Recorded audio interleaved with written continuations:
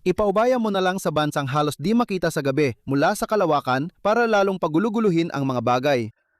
Nilusob ng Rusya ang Ukraine. Tinutulungan ng kanluran ang Ukraine.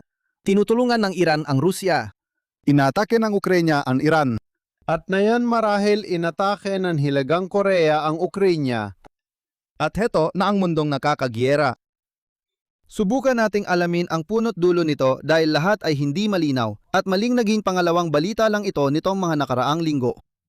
Karamihan ng haka-haka ng media noon ukol sa digmaan ay nakatutok sa posibleng mobilisasyon ng Russia. Mukhang ang paulit-ulit na babala ng Ukraine na baka nga ito mangyari ang pinagmulan ng mga tsismis na ito. Naiintindihan ko kung bakit ito kapansin-pansin. Huling sinubukan ito ng Rusya noong taglagas 2022 nang marahil noon pinakamahinang-hina ang kapit ni Putin sa kapangyarihan.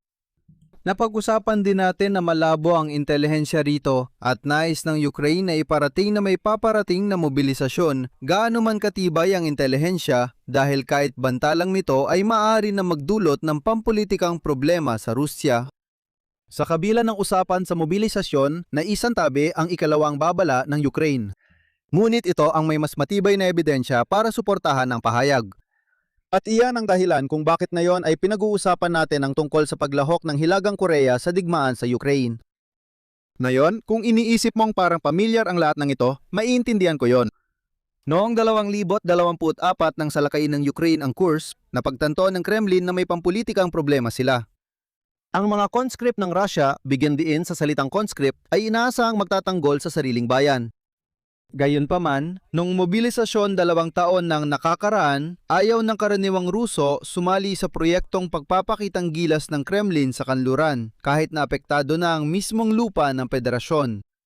Hindi pareho ng batch ang mga conscript na nagbabantay sa hangganan at ang mga recruit noong taglagas 2022, pero pareho silang nababahala sa sitwasyon. Dahil dito, ang mga pumapayag na lumahok sa pagtatanggol ng Kursk ay kailangang bayaran ng mas mataas na sahod. Particular, parehong dagdag sahod ng Kremlin sa mga voluntaryong kontraktual na sundalong ipinapadala sa Ukraine. Ngunit nangangahulugan itong ililipat ang mga sundalong Ruso mula frontline at Donbas patungong Kursk na makakaapekto sa kakayahan ng Russia na makakuha ng teritoryo sa Ukraine. Dahil dito, tumugon ang Kremlin sa karaniwan nitong paraan, bumaling sa kabilang dulo ng Eurasian landmass sa pinakamalaking internasyonal na pariya. Nagsimulang dumating sa Kursk noong Oktubre ang humigit kumulang 12,000 tropang Hilagang Koreano. 5 buwan pa ang lumipas bago umatras ang Ukraine mula sa Kursk. Mahalaga ang Hilagang Korea sa depensa kahit hindi handa ang mga sundalo ni Kim sa makabagong labanan. Tandaan, limitado lang sa nakausling bahagi ng Kursk ang aktibidad ng Hilagang Korea. Walang tropa ng Hilagang Korea sa silangang frontline o nagbubomba ng target sa Kyiv. Ipinagpalit ng Russia ang bilyon-bilyong dolyar teknikal na tulong sa mga programang armas na Hilagang Korea at toneladang ayudang pagkain kapalit ng pagdagsa ng tauhan, inilipat pa ang mga problemang pampulitika sa pagpapalaki ng hukbo mula Moscow tungong Pyongyang. Ganon halos nanatili ang sitwasyon ng mahigit 1 taon. Minsan, inaakusahan ng Ukraine ang Hilagang Korea ng pagpapaputok ng mga rocket patawid sa hangganan. Hindi masyadong napansin ng kanluran ang mga alalahanin sa posibleng paglala ng sitwasyon ng Hilagang Korea dahil sa kakulangan ng kumpirmadong pananagutan nito. Sige, mag-fast forward tayo sa ilang linggo ang nakalipas at may lumitaw na unang palatandaan ng bagong nangyayari. Naglabas si Zelensky ng intelligence assessment na magpapadala ang Hilagang Korea ng 30,000 bagong tropa sa Rusya. Tandaan, ang depensa ng Kursk ay gumamit lang ng humigit kumulang 12,000 Hilagang Koreano. Ang 30,000 bagong tropa ay isang malaking bilang. At ito ay lalo pang kawili-wili at kakaiba kumpara sa sitwasyon 2 taon nang nakalipas kung hindi mo iniisip na ang Ukraine ay nasa posisyon para maglunsad ng bagong opensiba laban sa Russia sa lalong madaling panahon. Lalong nalito ang media dahil sa ebidensyang naghahanda ang Russia ng logistical na operasyon sa hilagang silangan ng Ukraine, tila para salubungin ng grupo mula Hilagang Korea. Kabaliktaran nito na mas malalambot na pahayag sa mobilisasyon ng Russia pero ang huli ang mas napansin ng media. Dadako tayo sa gabi ng ika-10 hanggang ika-11 ng Agosto na magpakawala ng sunod-sunod na misil ang Russia o isang grupo doon patungong Kyiv at Zaporizhia. Tama lang na ang Kyiv ang nakatanggap ng pinakamaraming atensyon pagdating sa mga pag-atake ng misil. Pero sa pagkakataong ito, ang Zaporizhia ang naging sentro ng media. Mukhang pangunahing target ang Zaporizhzhal, isa sa pinakamalaking paggawaan ng bakal sa Ukraine. Pero hindi yon ang dahilan kung bakit naging kapansin-pansin ang pag-atake. Dahil ito sa paraan ng pag-atake. Naroon ang karaniwang halo ng Iskander at iba pang mga balistikong misil ng Rusya. Pero ang kakaibang bahagi nito ay ang ilang mga misil na KN-23. Mga missile ng Hilagang Korea. Ilang piraso ay di malinaw. Sa totoo lang, itong bersyon ng Hilagang Korea ng Iskander at halos magkapareho sila sa radar. Ang wastong pagkakakilanlan ay kailangan ng masusing pagsusuri sa labi. Nakakabahala na ang ilang pinagmulan ng paglulunsad ay mula rin sa rehiyong pinaghahandaan ng Russia para sa contingency ng Hilagang Korea. Kulang ang pagtukoy sa ulat kung sino talaga ang naglunsad ng mga misil. Kaya, dalawang posibilidad ang dapat nating isaalang-alang. Posible raw na nagpadala ang Hilagang Korea ng mga misil sa Rusya na ginagamit ng Kremlin ngayon. Hindi ito malaking pagbabago sa digmaan. Nakabira na ang Rusya ng mahigit 100 misil mula sa Hilagang Korea hanggang ngayon, simula pa noong huling mga araw ng 2023. Ipinapakita lang nito kung gaano kahalaga ang mga misil sa yugtong ito ng digmaan. Kahapon, napag-usapan nating hawak na Ukraine ang issue sa drone, pero halos wala silang depensa laban sa mga misil. Ganyan ang nangyayari kapag ubos na ang mga Patriot. At mukhang nadala rin ang kakulangan sa depensa sa Zaporizhia Barrage dahil walang ulat na may napabagsak na mga misil. Kaya, natural na piliin ng Moscow na kumuha ng mas maraming ballistic missiles mula Pyongyang. May kapalit ito, oo, hindi ito ginagawa ng North Korea ng libre, pero mas makabuluhan ito kaysa gumastos pa sa dagdag shift sa Shahed Factory, lalo na't babagsakin din yon ng Ukraine.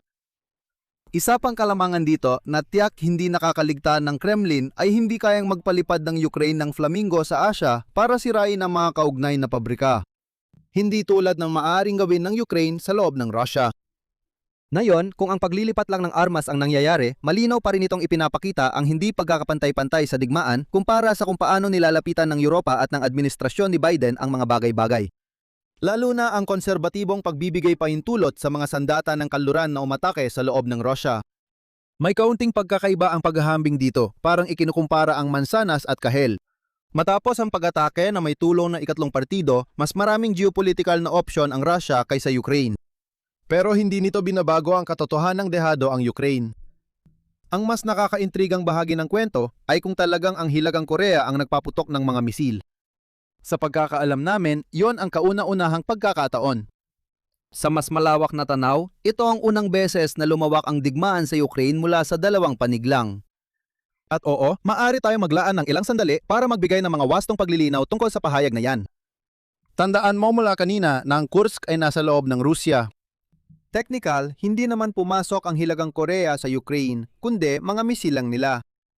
Nakapasok na sa maraming NATO na bansa ang mga drone ng Rusya at iba pang kahina-hinalang bagay.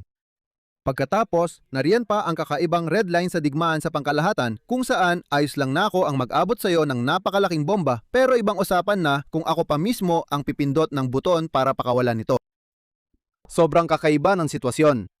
Kung iniisip natin na ang mga mobile fire team na responsible sa ganitong klase ng mga misil ay hindi naman talaga nangangailangan ng maraming tao, bakit kailangan pa ng Russia ang North Korea para gawin ito? Ayon sa Kyiv, may 90 North Koreans na ipinadala sa hilagang silangan ng Ukraine na may 6 na launcher at 120 misil para dito. Desperado na ba talaga ang Russia sa dagdag tao? Pinapatunayan nito na mahigit 1 buwan na lang at magmomobilisa na ang Russia ng 500,000 lalaki. Sa kabila ng kaguluhan, mukhang maayos ang bilang sa kontratang pagre-recruit ng Kremlin noong nakaraang quarter, umabot sa 1,000 kada araw para mapanatili ang kanilang posisyon sa labanan. Tumaas nga ang sahod pero nariyan pa rin ang mga sundalo gaya dati. Pero hindi pa rin nito ipinaliliwanag kung bakit di umano'y naghahanda ang Russia na magtalaga ng 10,000 North Korean na may talaga sa Russia. Dahil ba hindi kayang sanayin ang mga Russian para sila na mismo ang gumawa nito? Siguro, pero dati na ring nagpaputok ng ganitong sandata ang mga Russian. Bakit hindi na lang nila palawakin ang kanilang hanay gaya ng ginagawa ng isang normal na militar? Mahigit 1 taon na silang may panahon para gawin yon. Hindi rin natin nakikita na sobrang dami ng North Korean missile na pinapaputok sa isang atake na aabot sa puntong mabibigatan ang kapasidad ng Russia sa ganitong pagsasanay. Kung Russia lang ang umaatake, dapat nating tanungin kung ano ang ginagawa ng mga North Korean doon. Hindi lang ito trabaho ng ilang opisyal na nagbabantay, kumokolekta ng datos at tumutulong sa Russia sa mga problema. Sigurado akong matagal na yan nangyayari at karaniwan na yan sa magkabilang panig ng frontline. Parang inihanda lang ng Russia ang sitwasyon para makuha ng North Korea ang kontrol, matapos ayusin ang politikal na kondisyon para hindi napansinin ng mundo ang mga missile nila kahit sino pa ang nagpapaputok. May mabuti at masama ang sitwasyon ng Ukraine. Kung totoong humingi na ng tulong ang Russia, may mabuti pa ring bahagi rito. Muling nahirapan ang Kremlin sa pagharap sa suliraning pampolitika sa bansa. Gayunpaman, kahit sigurado akong may maririnig kayong positibong argumento laban dito, hindi ito ang magandang balita sa kabuuan para sa Ukraine. Ang mas malawak na koalisyong kontra sa kanluran ay nagsasagawa ng masilang pagbabalanse kung saan bawat isa ay may sariling interes, ngunit ang mga kasalukuyang namumunong pamahalaan ay may limitadong pampulitikang kapital upang maisakatuparan ang kanilang mga nais.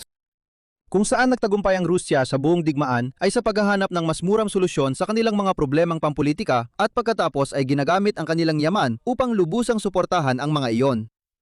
Isipin mo ito sa ganitong paraan. Bawat bansa sa kontra-koalisyon ay may kanya-kanyang hangganan kung gaano karaming sa kakulangan ng mas magandang salita, kalokohan ang kaya nilang tiisin. Sa isang banda, posible na ipagpalit ang kalokohan sa pera. Mas madaling makakuha ng suporta ang gobyerno para mabalansi ang kalokohan kung mas marami itong pera. Halos wala talagang pagtitiis ang Sina sa ganitong kalokohan.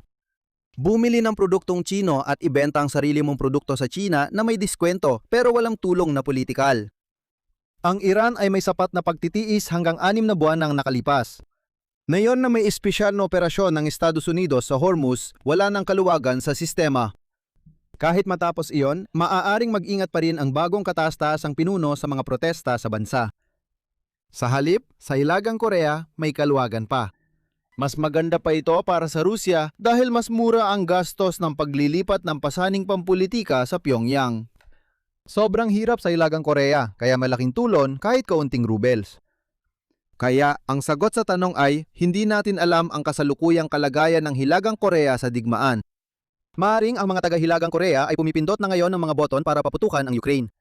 Maaring marami pa silang gagawin sa lalong madaling panahon dahil hindi kailangan ng 10,000 sundalo para palakihin ang operasyon. Kahit wala pang nangyayari ngayon, may theoretical na dahilan para isipin na mangyayari ito sa lalong madaling panahon. Kung nais mong balikan ang masimpleng panahong iniisip lang natin ang bilateral na labanan, tingnan ang isa sa 2 librong ito tungkol sa simula ng pananakop. At kung nagustuhan mo ang video natin na yon, paki-like, share at subscribe at magkikita tayo bukas. Ingat ka lagi!